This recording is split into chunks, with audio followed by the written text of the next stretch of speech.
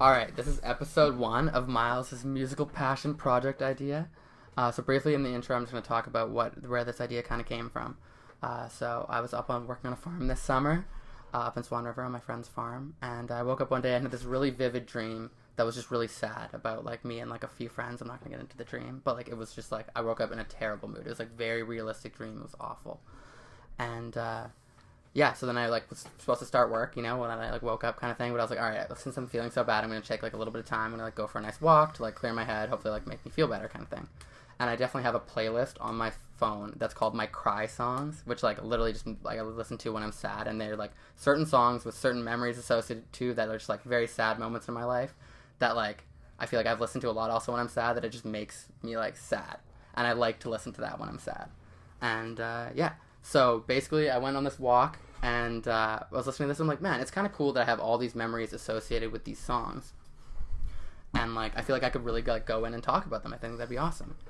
And then, yeah, so me and my friend Pat had been podcasting before, and I, like, really liked the format, but we didn't really have, like, a specific set, like, thing to have the show about. It was more just, like, open source us talking, which is also very cool. We have those. I'll like link those if you ever want to check them out. But yeah, so then and like me and Pat like have a bunch of songs that have like history and stuff together. So the whole goal of this podcast is to have the guest on. They're gonna recommend me a song beforehand. I'm gonna listen to it if I haven't heard it before, or like listen to it again anyway. And then they're gonna have them on, and then we're gonna talk about it. But they're like their experiences, their memories with it. I might chip in if I have like a memory of the song too. Who knows, kind of thing. And we're gonna figure it out from there. So yeah. This is episode 1. We have Pat on because we've podcasted before. Hey everyone, how's it going? Yeah, this is Pat. Me and Pat, like, man, we go back. We went to school together. We do. Went to school together. Played soccer together. Curling together. Man, it's been a while. I forgot about all those things. We went to university together. We traveled together. University for sure. Yeah, and then traveling. I would say that to me is where our friendship went from being like friends to like I would say like really good friends. Yeah, was when we decided to travel Italy and a bunch of other countries together. Yeah, and it was kind of random too, wasn't it? It happened very last minute. Well, I mean, like, so I went on an exchange, and like I feel like whenever you go, like you probably have the same thing when you go to Europe. Everyone's like, "Oh, I'm gonna come visit you," and you're like, and I'm like, "Sure." Really? Like everyone says that, and no one ever does. No. So that's kind of what happened with me and Pat. Pat was like, "Oh, like I'm also gonna be there. Like we should link up." But it's like, okay, like, it's like, not really gonna happen. Is it gonna happen? We'll see. Yeah. Whatever. And then, yeah, we ended up linking up and traveling a bunch. But thinking about it now, like, that really stemmed from podcasting, right? Like, I remember literally in this basement right here, sitting at this table with these 2 microphones and that laptop talking about, hey, I'm going to Switzerland, and I'm going, wow, like, I'm going to be in Europe, or I'm going to be somewhere near you. Yeah. Like, we'll link up and we'll do something, right? That's like, true. I forgot about that. Yeah, it truly was this moment. Yeah. So it could have been like, 8-9 months ago. No. It would have been like a year and a bit ago in this very spot, right? Very spot. Which is kind of neat. Very cool. I didn't think about that.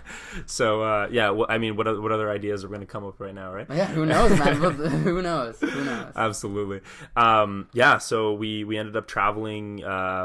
We started in Amsterdam with a friend, and then we went through Italy. We went through Amsterdam and the Netherlands, and then we did Germany Switzerland, and Germany, and then we just did Italy for an entire month together. And like, the theme of your podcast here is music, right? And the amount of songs that relates and brings me back to those memories is amazing. So many. Yeah. I agree. I remember J. Cole is a major one for me. Like, Huge. I know we talked because like it was I think you said at the time, and maybe still, it was your favorite artist to listen to. Huge. And for me, like, I listened to J. Cole. I liked a bit of his songs, like 1 or 2 of them, kind of thing. And like I have a specific section of like my liked songs. It's like just like 20, not 20, but like a bunch of J. Cole songs all together, and they all bring me back to like being on trains, like listening to them with you. Like High for Hours, I think was one of them. High for Hours is a huge song like, for me. Yeah. I remember showing you the entire Born Sinner album, listening to it in its entirety with you on that one train. I think we were going to Pisa or something like that. We were somewhere in Italy. Yeah. And then Tribe. I remember we were listening to J. Cole Tribe.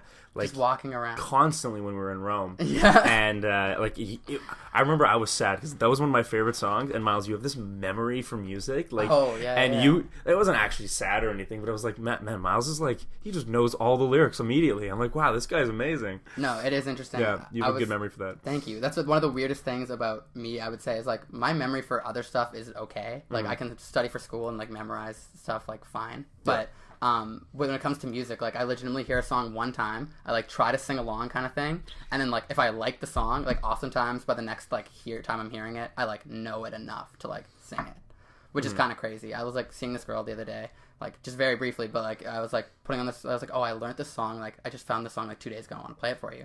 And she's like playing it, and I'm like singing along. She's like, you learned this 2 days ago and you know all the lyrics? And I'm like, oh yeah, like I don't know, they just like if I really like it and I like find good memories for the songs, it's just like they stick, like they're just in there right away. Well, it's literally because your brain can remember the tempo and the beat, and so it's easier for it to record information. Like it's the same thing when they say like when you're studying, like if you hum something or create a beat to go along with, you know, some specific statement that you're trying to memorize, then you're going to know that a little bit better. You're going to be able to retain that information a little bit better. Yeah. And so that's one of the big reasons. Cool. And then also, like, generally speaking, music is something that, like, you know, it's dear to a lot of people's heart, and it's typically on in the background for specific events. So, you know, music can really recall those memories, which is very neat. I agree. And I think that's literally the whole point of this podcast, for the most part, is we're just going to talk about songs that have these certain memories attached to them. And what are those memories, right? Yeah, exactly. And so we talked a bit about the forum in the beginning, but, like, the forum for me is going to be, like, I'm going to have different people on, and we're going to have, like, they recommend me a song, and it can be 5 minutes. We go on the podcast, literally talk for 5 minutes. You're like, oh, I just like the beat. One of my friends showed it to me. I think you'd really like it, kind of thing. Or we can have some other podcasts, like potentially maybe this one's gonna be a bit of a longer one, where we like go like really into like, oh no, this song we're gonna like dissect it deeply, like what memories I have associated, what experiences I have associated with, all those types of things. So it's very like free form. Like it could be all, like, don't expect the same thing every time. It's gonna be very different, and there's gonna be different levels of people who are able to like talk about their experience. Mm-hmm, you know, I definitely like, I was talking to KT about it just today, and she's like, oh, you need to give me like some heads up time like in advance to like kind of like think about what I'm gonna say, which like I'm sure like everyone needs, but like I know for like a fact, like me and you can just kind of ramble and like make a story good about the song, whether or not we've like, you know, rehearsed it in our heads. Done any real practicing or any real preparing for anything, right? Exactly. Yeah, well, like, I mean, you told me about this podcast, I don't know, it was like 2 weeks ago or 3 weeks ago. And, you know, I was like, oh, wow, I'm excited. I'm looking forward to this. But I didn't go and select a song right away. And then you told me last night, you were like, hey, where's that song? Me and Pat were at soccer last night. And you're like, where's that song? And I'm like, oh my goodness, like, I really got to think about this. And the thing, too, was like, I didn't really want to, like, other guests will give you songs that, like, sound good and they like. And, you know, that's totally fine and whatnot. But I really wanted to be like, okay, this is something that, like, means something to me. Yeah. And this is something that, like, brings me back to certain memories. So I really had to think about it, and I think I texted you like 12 last night. No, it was like 7 a.m. I think. Yeah. Oh, yeah. I think I woke up and you were like, "Where's the song, bro?" Yeah. I was like, "Oh my god." Yeah. No. Exactly. Yeah. Yeah. All right. You ready to get into it? Yeah. So the song I recommended to Miles today, the first one was "Lose Yourself" by Eminem. So I think we might do 2 songs today, depending on the time. So we'll start with the Eminem song, and I think we'll pause it here. We'll listen to it, and then we'll jump back into it. Yeah. We want you guys to do the same thing. So we want you to pause the podcast right now, listen to "Lose Yourself" by Eminem, either on Spotify, Apple Music, wherever you can find it, literally anywhere. Listen to it, and then just once you're done, come back to this, and we'll be talking about it. Exactly. All right? Sounds good. All right, we're back, having listened to it. Yeah, like every single time I listen to that song, like I go, like, this is why Eminem is one of the greatest. Like, come on. Eminem is one of the greatest for sure. Yeah, I don't know. Sure. I don't think that many people can dispute that. Yeah. Like generally speaking, like lyricism. Like, overall beat and like just like effect on the audience too. Like you really go away from that song like feeling as though like you've been amped up, right? Like you feel like you're out of whatever mood that you may like have been in before listening to that song, and you're ready to take on like the day or the challenge that may be ahead of you. Like, seriously. Yeah, I totally agree. I like it sounds so corny, but like you literally lose yourself in the music, and like that's one of like we're gonna talk a lot about your experiences, but like briefly, that's one of the things. I haven't heard the song in a while again, but that's one of the things I liked, and it was just talking about like losing yourself in a moment, like in the music, and like I feel like that song not only is it singing about it, but it also does it. Like, you know, you start singing along to it or like hear it, and like the beat like gets you into it, and then it's like, oh, okay. And like I think I'd be very surprised if any of our listeners have not heard Lose Yourself before. It's like I feel like it captivates everyone. Exactly. And honestly, like, a lot of people like our age like grew up with Eminem, and especially when Eminem was in that period of his life. Yeah, the first part. Yeah, exactly, 100%. And I grew up watching 8 Mile. I grew up listening to Eminem. Yeah, exactly. And like obviously that song is part of that soundtrack, right? Like it's part. I think they play it right at the end of the movie. I'm pretty sure. Right when he wins the rap battle, and like his friends are asking him if he's gonna go. His friends are asking him to go party and to celebrate. And he's going, no, like I have to go take care of business. I got to feed my family. Like I'm gonna go. I'm gonna go to work tomorrow. Yeah. So no, I can't. Right. Exactly. And that song comes from like a place of hardship for him. You know what I mean? Like definitely. Yeah, 100%. Like you can see like his emotion and the things that he had to overcome to like get to a point. And that's where I like really relate with it. Okay. It's like I kind of go like I say like I've had difficulties in my life, and I've had issues, and like I've always related to Eminem in that sense, and I go like, okay, like if he's able to go from this nobody in Detroit to somebody that's like huge on stage, inspiring millions, like what can I do? You know what I mean? So that's inspiring. Yeah, exactly. It is inspiring, right? Of course. So like he's one of my favorite artists of all time, and that song is one of my favorite songs of all time. That's awesome. So that's why I choose it. Awesome. So that's what you chose it. Do you have any like specific memories, like a summer or something like that, like or like a moment that you remember like at a party or with whoever, with like you remember that song? Are there any things like that? Like oh man, I remember like literally like running around my friend's place when I was probably like 15 or 16. We had just finished watching 8 Mile, and we would like literally crank that song up in his house, and he had like a beautiful home, like basically like a surround sound system like going throughout a lot of the house. That's sick. And so we like cranked that song and just rapped along to it. Yeah. It was also one of the songs like I've never been good at like memorizing music. Okay. Never in my life. Yeah. But that was one of the songs where I got good at like being able to learn the lyrics, and then like following the beat and being able to like know do when that. They come in. Exactly. Yeah. And then I like definitely felt like a sense of accomplishment by being able to like, okay, like I can sing the song. I can crush this song. Yeah. No, I agree. That was one thing, which is like I think a cool thing that I'm gonna like experience with different people over it. Is like when we play the song, just the two of us, like what kind of like vibe is it gonna be? It's like are we gonna like just listen? Are we gonna whatever? And like immediately Pat just started singing, and I was like, yeah, okay, like I know this too. I can sing. Like we're gonna sing. Yeah, like, well, 100% we're doing it, right? Like we're just gonna get caught up in it, and that was dope. Yeah, but like. Again, that's why I love this song. Is like we started listening to that song, we both got amped up. Yeah, like we both started just jamming to it and like really like enjoying the moment that we were in because we were losing ourselves in that moment. Agreed. Yeah, and so like I don't know, it's one of those songs that you can like you throw in a car and everybody just like literally like kind of bonds to it and like creates that sense of community. Those are sick songs. Yeah, it is true. I agree. Those are like great moments. Eminem's got a bunch of them, like Real Slim Shady. Like Real Slim Shady, I remember. I threw it on with my ex-girlfriend. We were in the car. And I didn't even know she was that big of an Eminem fan. And we both just started ripping the thing. Mm-hmm. And we both knew every single lyric. And like, I was like, this is so cool. Like, I'm seeing you in a different perspective right now. Dude, I think it's cool that you brought up how "Lose Yourself" was one of the first songs that you ever like kind of like paid attention to enough to like make sure to like know all of it. Because I like not "Lose Yourself," but "Not Afraid" by Eminem is my first song that I knew how to like. Literally all the lyrics. Yeah. Like I remember like when the day I learned all the lyrics to it, I like literally performed it for like my grandparents or something. Where I was like, I like can like put on like an instrumental and sing the entire thing. Like it was like very cool, and it was Eminem, Not Afraid to like. I just like I agree. Like I think we like both grew up on it. You're like a big fan of it. And like just naturally you like want to learn it. So I remember like learning it, and it's just I don't know, that was very cool for me. Well, 100%. Like, and you bring up "Not Afraid." Like, "Not Afraid" was also one of those songs. Sure, man. So good. I remember like being in whatever it was. Like I think it was like last year of elementary school or like maybe first year of high school, and being no, it would have been in elementary school. Yeah, and it was like I was like jamming to that song. Like I loved "Not Afraid," and I still to this day. Like, you throw it on, and I'm going to be able to do the whole thing. The whole thing. Yeah. That's one of my favorite things about learning like musical lyrics to songs is, like, I was listening to the car with Kaylee the other day when we were driving up Birds Hill to go for a walk. She, like, had this, like, not throwbacks playlist, but just songs she had forgotten about.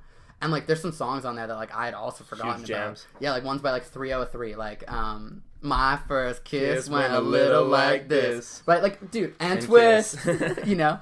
Like, I don't know. I feel like that one, like, just, like, songs that come on like that, it's like, man, I know I haven't heard the song in, like, 6 years, but I know all the lyrics. As soon as the beat hits, I'm like, oh, Ma, you know, like, Yeah. like you just know it. It comes back immediately. That's like one of the coolest things in music, in my opinion. Well, I think like I also, you know, like we're 23 now, right? Yeah. Or you're turning turning 23 very soon. So like you know, these songs are pretty old, right? They are. Like they're pretty old, but that's also given it a lot of time for other people to like really know it and like it to like propagate, Yeah. right? So like some of the best nights I go out and like you know, having a good time, but like I always relate sick nights with when like a great song like that comes on the radio and everybody jams to it. Like I remember, and this was actually like pretty recently this summer.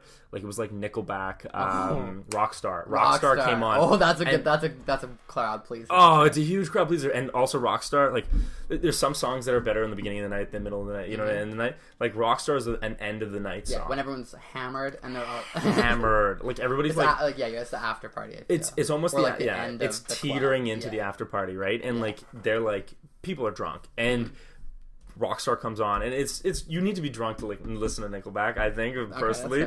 But you get like smashed and like Rockstar's the perfect song. And everyone knows it. Everybody knows it. Everybody knows it. And it's slow enough too that everybody sings along. Yeah. Even if you don't know it. Oh man, sing-alongs are like things that throughout my entire like life have just like made me happy. You know, like one of my favorite memories of all time like is walking out of Folk Fest. Like I've been to Folk Fest a lot. I like it. Like at the end of the night when the main stage clears, like there's just a bunch of people trying to go through this one area, so it's like really slow. It's like a traffic jam pretty much. So there's just a bunch of people just watching an amazing show. They're like just walking home and the music's like off. Like so now like there's no music, right? Because like the show's ended, all these things, and like almost always at the end of the night someone starts singing like Bohemian Rhapsody or something, and like you just start singing it. Like no music, no nothing. One person starts singing it, and then like all of a sudden like someone else is singing in the crowd, someone else is singing it, and the next thing you know, this crowd of people, I'm talking like thousands of people, are all singing Bohemian Rhapsody. Like this like 8-minute like ballad to like, you know, like, and they like all know it like enough to like sing along, and like you like obviously there's gonna be some parts you don't know, and like other people pick you up, and it's just like the whole crowd is just like singing this fucking song, and it's just like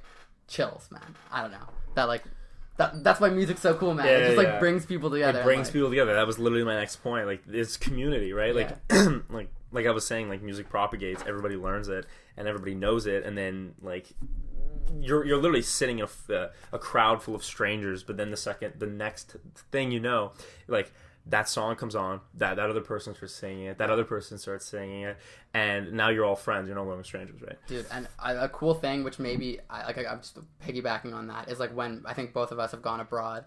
When I went abroad, I kind of assumed that they wouldn't know our music as much, which like obviously to some extent, like they don't know like the more like obscure stuff I'm sure that we listen to, but like the big songs, like everyone listens to English music, like, you know, like I remember like being over there and like meeting these guys like who were from Switzerland. We're like hanging out, we're like just going for a walk, and like he's like starts playing Eminem, and I'm like, you know, like I just like to me I was like, oh, they probably listen to music in like their own language, you know, and like which they do too, but like they just like all know Eminem and like can sing along to it, and it's like, okay, this is cool, man. It like literally like transcends not only just like with just people that are like similar, you know, it's like people like literally cultures, like countries, like borders, everyone knows it, man. Like it's literally just very cool. Like it's so like, and it can influence people's moods a lot too. It's kind of shifting a little bit, but I feel like it's so like, I don't know, like when you like it can a song can do like, it can like make you feel certain ways, and like an aggressive song can make you feel more aggressive. A slow song can make like calm you down, like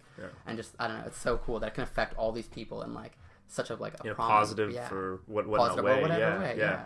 Well, okay, so I'm gonna stick on the borders topic for a second there. I always thought it was so crazy, like most North Americans, most people that you and I know, like listen to music, like we don't realize the plight of other countries that like speak French or speak Spanish or like, you know, all these different languages, like music and content, movies and TV shows, they're not made for other languages. No. The majority of the world's content is English and then translated. If it's like translated. Good enough, it's like translated into whatever language.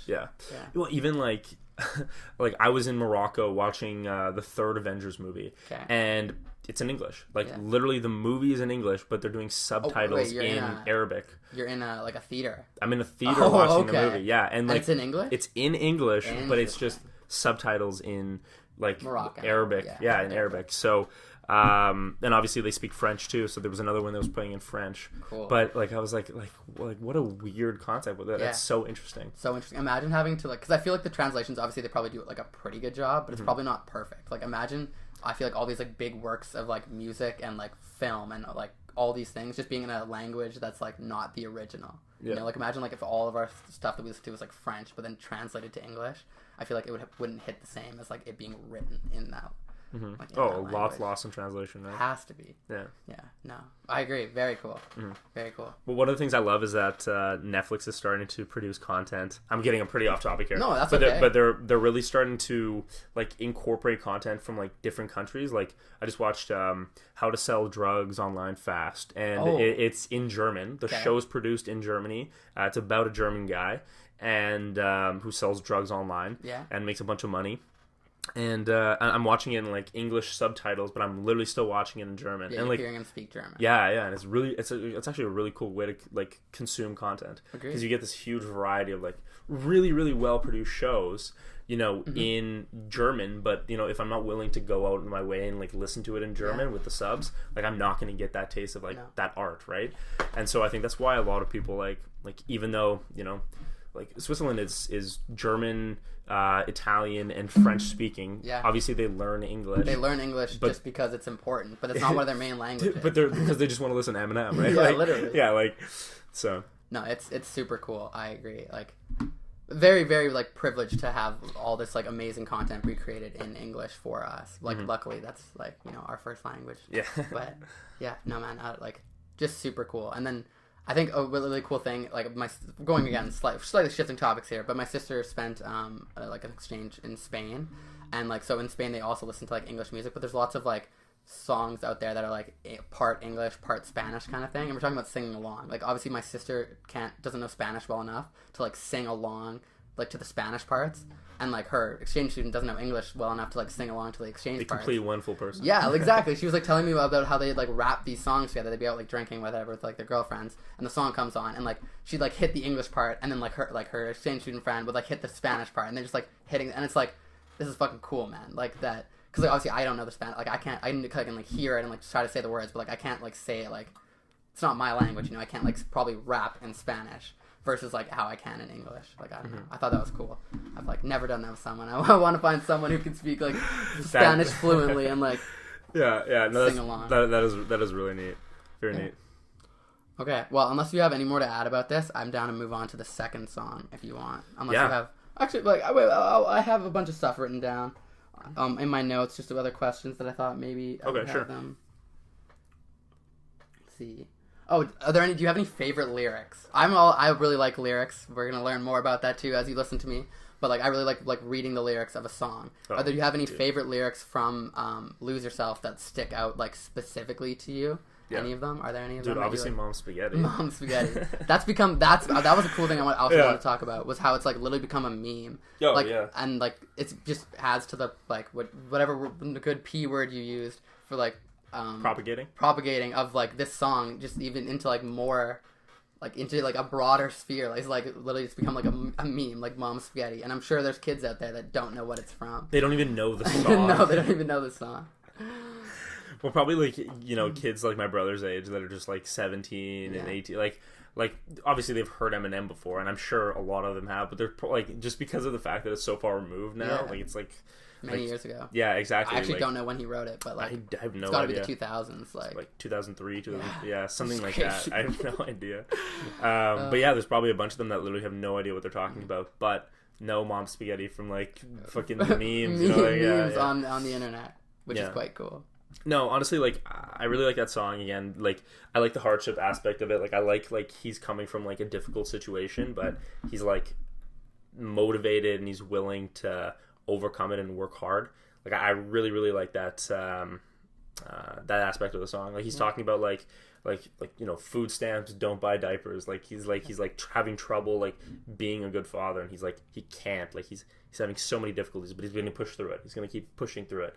Yeah. Like I really like that. I agree. I think honestly, a lot. If you haven't seen 8 Mile, like I think that does a cool thing where like you really learn about Eminem and his hardships. Like obviously you can like read about it. You can like you can have friends tell you about it, the hardships he went through. But like the movie 8 Mile itself, like basically it's his story. Yeah, it's loosely based on his story. Obviously, it's like a different person and a different story, but it's very similar to what, you know, he actually went through. Yeah, which is kind of cool. No, I agree. And I remember like parts of that movie where like they're like saving up money to like $1,000 to like try to put their kid through like school, and then like someone breaks in and steals it, and he's just like talking about like how shitty that is. It's like they like worked all this time saving all this money for like for $1,000, which to them is like enough that like they're gonna try to like get their daughter into a better school, and then like some like you're living in a shitty place, you know, like someone just steals it. And it's like how demoralizing is that like all this hard work you just put in. Like $1,000 is a lot to us, but like truthfully, it really isn't. No. Like you know, like a week of work and I make $1,000. Yeah. Right? Like.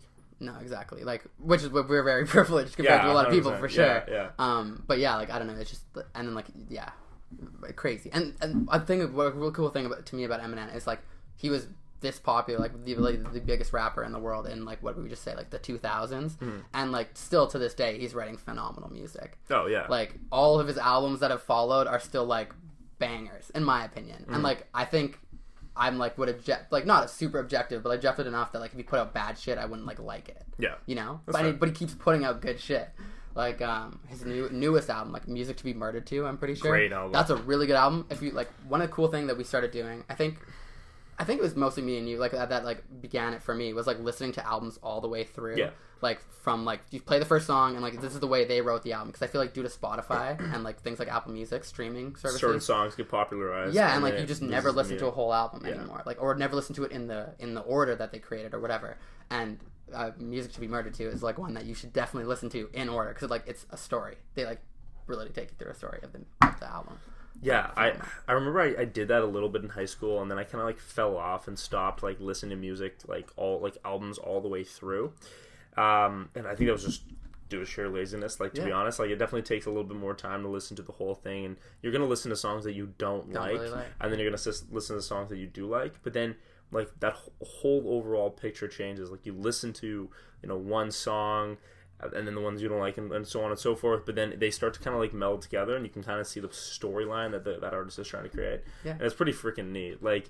Because and then you start loving those songs that you used to hate. Yeah, it's super cool. Dude, I agree. There's some really good albums out there, but like when you start listening to them all the way through, is like you had like your like 3 singles that came out from this album that you really liked, and like there's still like most of the time it's the best song in my opinion.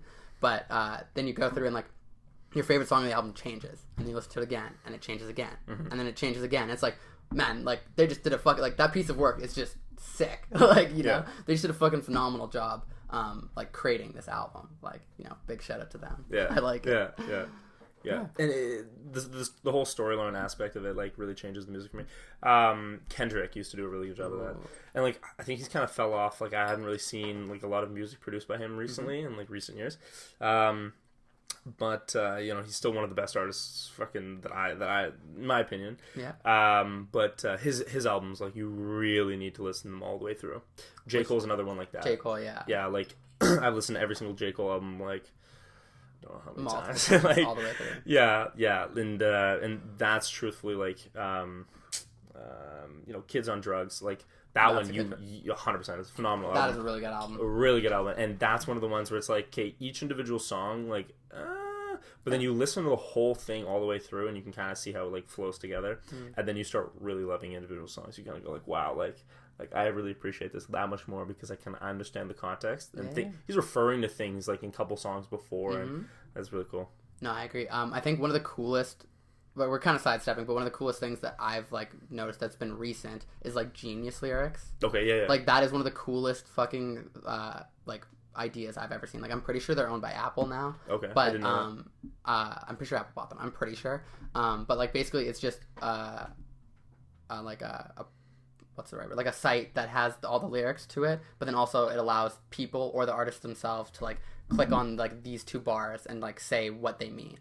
Like, or like people just like kind of like crowdsource what they think this could be about, and like you like learn, in my opinion, a lot about the person or the song, and like it adds meaning to it because it's like, oh no, like when he's talking about this, he's specifically referencing like this and this and this from his other song, this from whatever, and it's like, oh cool. Like I thought these were just good like lines, like they were like nice to listen to, they rhymed, whatever, but like now it's like, oh no, they also have all this meaning to it. It's like, fuck. It's absolutely insane. This is sick. Like, one song in Kids, 1984. Like he's referring to, like J. Cole is referring to like. That's such a good song. it's such a good song, and you don't realize it at first, and then you kind of listen to the lyrics a little bit more, and you go, okay, no, he's referring to like how the rap game has changed, how mumble rap is like created, and like how it kind of came to be. artists that are coming out, and then he's referring to a whole nother like set of events. He's talking about like how this one guy called him out and how he tried to give him advice, and then all these kids that thought J. Cole was mumble rapping this one artist, like how they started like screaming "fuck J. Cole," like hate J. Cole now, and like how he doesn't really understand that because he's not like saying that that music sucks. He's just saying it's not like what's gonna last. Like it's gonna be something that like it's really neat. It's really neat. No, very interesting. Yeah, it's cool. I agree. Anyway. We kind of got off topic, but like, so Kendrick, you mentioned you like Kendrick. I like Kendrick songs that I've heard, but again, like I've only like heard a few of them. Do you have an album you would like suggest to me personally? Like I know of his albums, but like, was there one that like you thought like is just better than the other one? Oh, that's a good. Like I've heard a few songs off to "Pimp a Butterfly," which "Pimp a Butterfly" is my favorite. What was the one before that? We can briefly look it up. Yeah, cute. Here, let me check. Sorry, guys. That is A-okay. A-okay. I think Damn, Mad City, Good Kid, Mad City. It's City. Good Kid, Mad City. Good Kid, Mad City is the best album that Kendrick Lamar produced by far, personally. Okay. Section 80 is really, really good too. I really, really like Ronald Reagan era. That's a really good song. Okay. Despiteful Chance, Chancery is a really good one. Rigor Mortis is a fantastic song. High Power, oh my god, High Power is sick. And then I really like the what was that one album that Untitled Unmastered. Untitled Unmastered was like a really, really cool album. Like every single song isn't like actually titled. It's literally just where's the every single track is like Untitled 1, Untitled 2, Untitled 3, Untitled 4, and like that's a really neat album. Yeah, Untitled 7, like it's yeah, like, and they all have like different meanings and different beats, and I think that he really goes like and gets creative with it. So yeah, I liked it.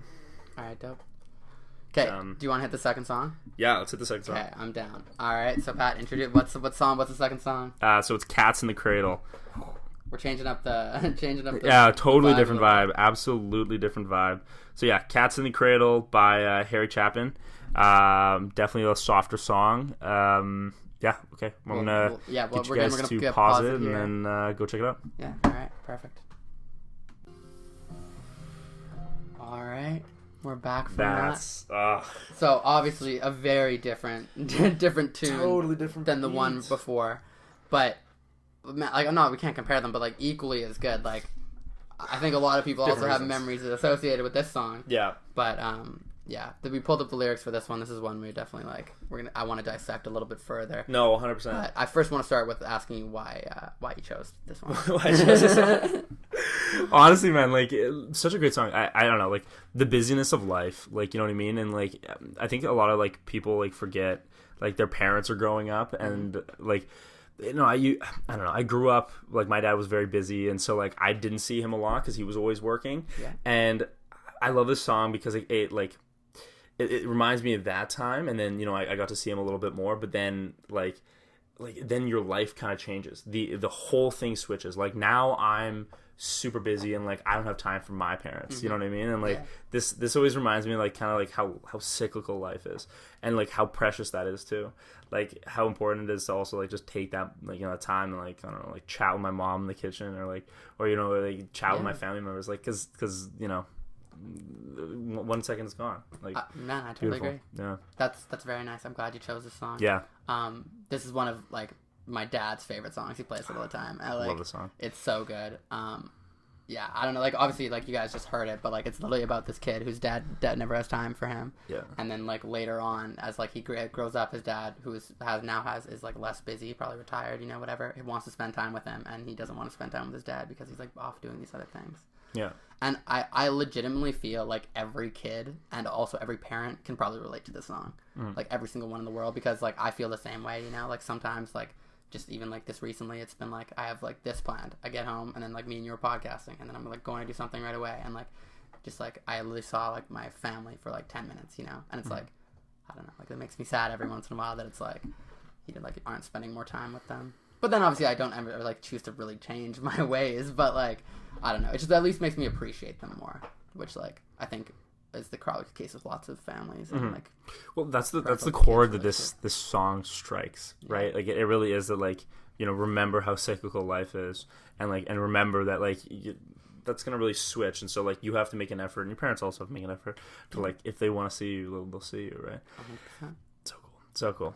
And so during the break too, I showed Miles this Nissan commercial that my friend Barrett originally showed me. Super Bowl commercial. It's a Super Bowl commercial, yeah. And it's basically you can find it on YouTube. It's just Cats in the Cradle Nissan commercial, and basically it's this Nissan commercial about this race car driver who, like, is off always, you know, driving race cars all around the world, I'm sure. All around the world, exactly. And his family is at home, and then the son is, like, slowly, you know, going through the cycles of life, you know, growing becoming up. A man, whatnot, and his father doesn't really have a lot of time for him.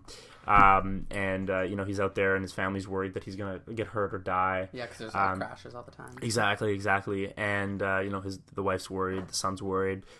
He's starting to act out a little bit. But right at the end of the movie, Nissan. Sorry. Yeah. Thank you. The clip, not the commercial. Nissan does a perfect product placement in the sense that his father arrives to pick him up from school, and you know, produces, like, shows the product, associates that with a good memory of the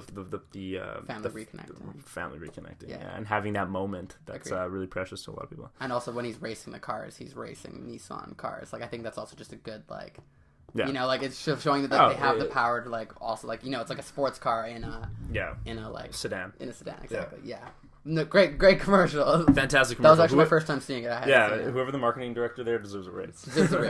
Definitely. But, like, that's one of the cool things. Like, I bet you he made bank. Like, I feel like Super Bowl commercials, they go ham on it, and, like, that's, I bet you an idea they had, like, in the works for a while. Like, they're like, this is gonna be, like, this is gonna kill. We know this is gonna kill. Yo, for sure. Yeah.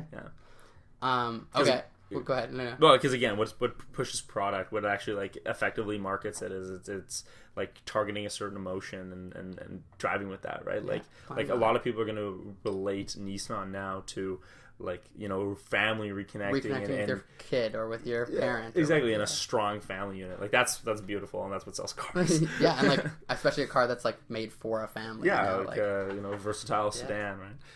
Yeah, I hope Nissan made a bunch of money off that commercial. They did. I hope there's a lot of people that bought cars. It was fantastic content. Okay, the way I want to, like, my 2 cents I want to add to this, which is pretty interesting, is I've been reading this book lately. It's called Mindsight by Daniel Siegel. It's a good book. Mm-hmm. But basically, he's, like, one of the leading, like, researchers. He's a doctor on, like, how, like, your brain works, pretty much. And how, like, basically how to change your brain through, like, experience, but more specifically, like, meditation. Like, how you can make yourself a better person and, like, physically change the way your brain is constructed through, like, doing something, like, over and over and over again. Like, you know, or, like, just changing the way that you do things. Because, like, we can go way deep into that subject, but, like, go a little deeper into that. Okay, well, obviously your brain, like, a cool thing about your brain, which, like, it makes humans, like, successful, is that once, like, you've seen something, so me and you walk into this room, you, like, check out all the stuff, it's all new to you, so you take in all the information kind of thing. Mm-hmm. And then when you come back into this room again, your brain doesn't look at it again. Yeah. It just, like, it knows what it, like, the stuff is here, and it just, like, just immediately is focused on something else. So, like, you, like, won't notice if, like, a small thing has changed, or, like, if something has changed, which, like, obviously can lead to problems if it's, like, a big problem in your life if you're not paying enough attention. But, like, it's really cool because your brain just fills in this information that, like, it knows it's going to be there, or knows doesn't really matter that much. So it just, like, filters it out, like, immediately. Like, it, like, just short, like, super quickly, like, jumps to, like, already know what's going to be there. So, like, it makes the brain itself do a lot less work when it's, like, entering the room again, you know, kind of thing. Very cool. But, like, so I can't remember where I was going with this. But yeah, like, basically, like, so the similar things happen with, like, your reactions to certain events or certain things that happen. So, like, you knock milk over, and, like, immediately your first reaction is to become angry. Like, you're upset with yourself, you're upset with whoever for knocking this milk over, and that's, like, your just emotional response to it. And, like, once you've done that as a kid, and then you, like, continue to do it, like, it only strengthens those, like, neuron connectors that, like, fire in that way, that, like, when milk gets spilt, you're gonna, like an upset emotion is gonna, like, arise. So if you want to, like, try to, when a lot of people have that, like, when you, like, talk to people who, like lash out kind of thing, like, so, like, not lash out, but, like get upset and, like, maybe say something that they didn't mean in the moment, or, like, whatever, and, like, they let emotion become, like, kind of, like, take over them, which, like, a lot of people struggle with, you know, like, obviously it's like hard to separate your emotions from what's happening. You know, if something terrible happens, like you're obviously gonna like be upset, or you're gonna have like certain feelings. And so basically, this book is about how you can like change those. So like if you want to become a better person and not lash out at people, or like, you know, like be more mindful. It's all about mindfulness. But yeah, like just basically like, be more mindful. It's like you can like not only can you just like do it and like get better at doing it through repetition, but it physically changes the way your brain is like connected, and like the jumps it's gonna make when like you knock over the milk. It's like, well, after you're like meditating on it and like changing your like ways of like, oh, you knock over the milk, okay, my first thought is to be upset and like angry, but I'm not gonna like react to it. I'm just gonna like feel that emotion. We're gonna like let it go and be like, it's just some milk, whatever kind of thing. It happens. And you can like physically change it. So then like in like a year, 2 years, however many years, however sometimes this happens, so the milk gets spilled, you don't even feel angry anymore. You're just like, oh man, that kind of sucks. Like whatever. But that's the reality of the situation. I'm going to move on with my day. I'm not going to let it ruin my day. Exactly. Right? Which can lead to a much better life, I think. Just being less impulsive and like just smarter and more logical and rational about your thinking. Okay, but so he's a leading like researcher in that topic, but also on families. Like he like one of the cool things when I was looking for his book, the one I originally wanted to get wasn't at the library, so I just got the guy to search up all these other books by him, and the majority of them are written about how to be a good parent. And it's like interesting, like all about how like your brain works and like all these important things. And there's this one book, and it's literally just like how to be a good parent. And it's like the only thing that matters, the only thing is showing up. Like you, like whether or not you're a terrible parent or anything, like if you spend time with your kids, your kid is likely to be a good kid. Like they're gonna grow up and be happy. And like obviously there's like other few things that matter in there, but the thing that matters the most is to be there for your kid. And that I feel like I read this book because it was like 70 pages. I just read it in the bookstore because it was really quick. I can read pretty quickly, and so I read the whole book and it was cool. And like that song relates directly. That book relates directly to the song for me. Is a lot of people feel that way. Like I definitely like have felt that, like especially with like my parents. You know, like to my soccer game, like they drop me off at soccer, but like, oh, my dad has to work or something. Like which obviously like happens to everyone. Like I'm not saying you have to like give up everything else to be with your kid, but like a lot of people I feel like push off. They're like, oh well, like I'll hang out with my kid when he's like a little bit older. Oh, like I'll make sure I'm there for this. Oh, I'll make sure I'm there for this. And it's like, yeah, like man, it matters. Like you should really take the time out of your day to like maybe not work that extra night and like go to your kid's birthday party, or like, you know, like do this, literally just be there for your kid. And that's like exactly the opposite, I feel like, of what this song, like what happens in the song is that his dad is literally never there for him. And then he grows up doing the same thing to his dad. And I'm sure probably to his kids too, unfortunately. You know, where he like just doesn't seem to ever have time for them.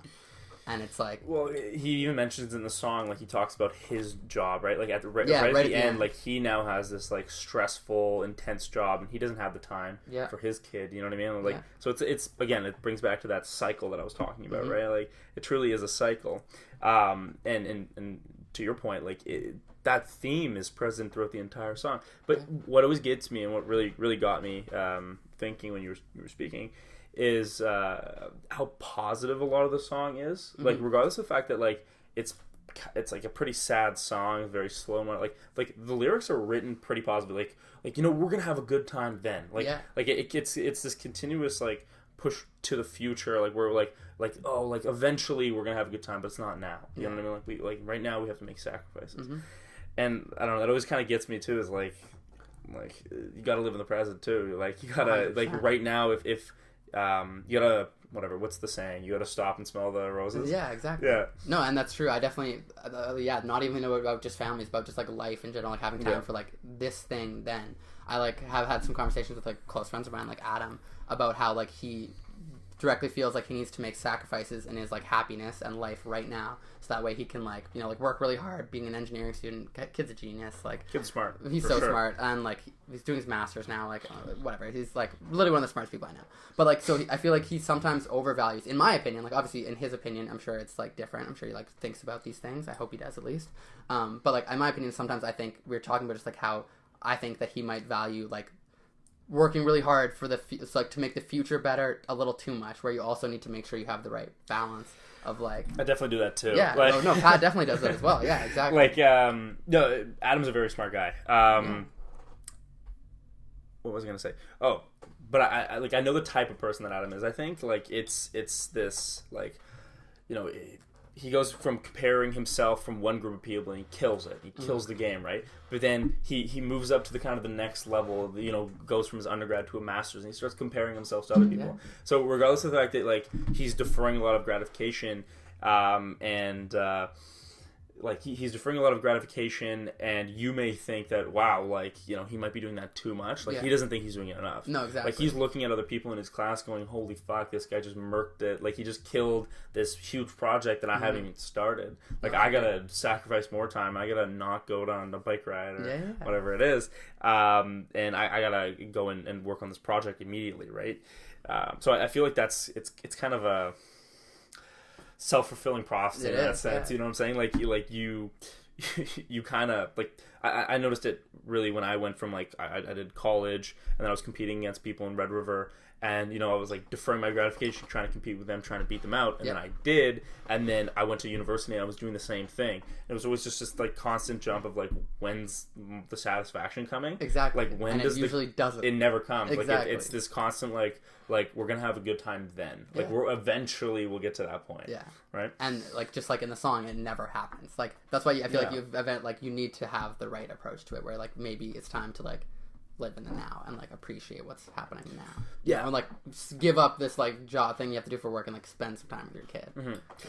Honestly, I can't remember whether or not we were talking about it in the podcast or if we were talking about before we queued on the mics, but like you were talking about like this constant like it's happiness or feeling uneasy. You relate it right back to this, right? 100%. Like it's like you're never going to accomplish anything if you don't go and like feel uneasy and go and defer gratification in that moment.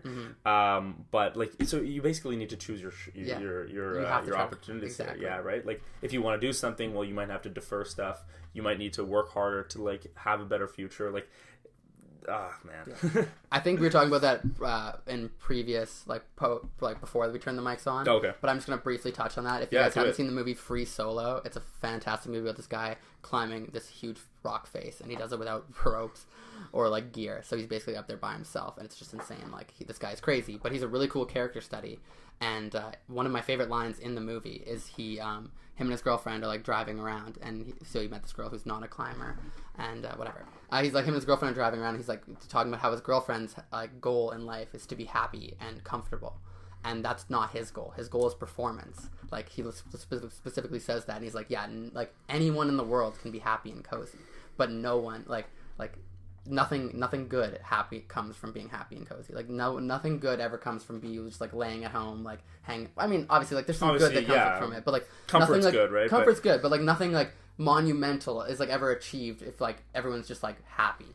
You know, I'm like hanging out at home like, oh yeah, like I don't know, I could go like try to like accomplish this really cool thing that's like going to be a lot of hard work for me. Like for him it was like 7 years of project to try to climb this thing. Like obviously you're putting other parts of your life on hold, other things you're giving up for sure to try to do something like that. And like that resonated with me in like a more of an inspirational way. Like I probably think he's too extreme in my view, to the point of like giving up happiness and comfortability to like try to accomplish great things. But man, like it's like I also think the goal, like the goal of life, at least for me, is happiness. So it's like interesting to like know that like just because that's the goal doesn't mean that I can't like just be seeking happiness and comfortability the whole time. You're still gonna have to put yourself in situations that make you uncomfortable to accomplish things that's gonna make your life potentially better or happier. Exactly. Yeah. So, yeah. And so like you said, like Alex is just one of those guys that like he defers that gratification. He continues to defer that gratification. He goes and competes versus one group of people, certain rock climbers, and you know whatever, a gym, an indoor facility, and then he's putting himself uneasy. He's working really hard, and then eventually he beats those guys out just to go to the next level where he's again feeling uncomfortable, but really wants to be the best, right? So he's deferring his gratification, but because he really wants to succeed right now and kill that, right? Yeah. So he's putting himself in this uneasy feeling, uneasy situation to get to that point, right? I thought that was so cool. Yeah, cool. But honestly, very similar in my life. Like I've for me, it's more like unsatisfaction with certain things going on, and like before, like I would be like unsatisfied about like a bunch of different things in my life. Yeah. And that's how I would go in changes. If I was unsatisfied with where I currently was, my current situation, like I would have the foresight. I would try to plan a goal, or create a goal, and trying to figure out how I could go from my current situation to a future outcome that would be more favorable, right? Yeah. And so that's how I would kind of do it. But then it kind of made me unhappy because I was picking up all these things in my life where I wasn't happy with and always struggling to get to that future outcome.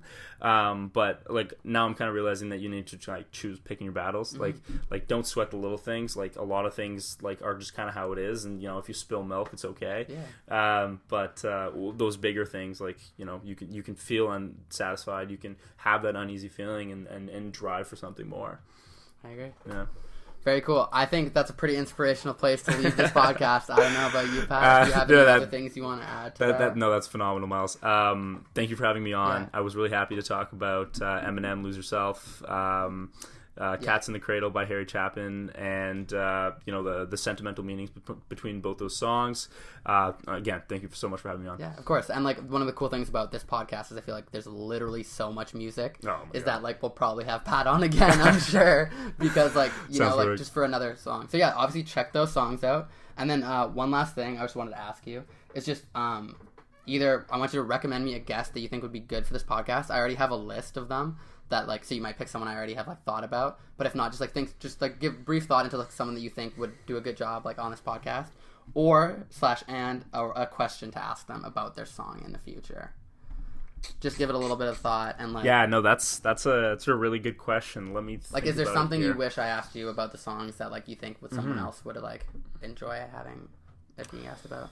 That's a really cool question. Have you written Basil down there? I have. You have? Okay, so I have them in order of like when I want to have them on too, based on like kind of importance. Okay. And KT's my second one. Okay. And then Basil's my third one. Even though me and Basil aren't like best friends or anything, I fucking know he's gonna crush this. He's gonna crush this, and he also like he knows music really well. Like yeah, like he knows a lot of cool music, and it's also like the music I chose, like Cats in the Cradle was really like this kind of older song for me before.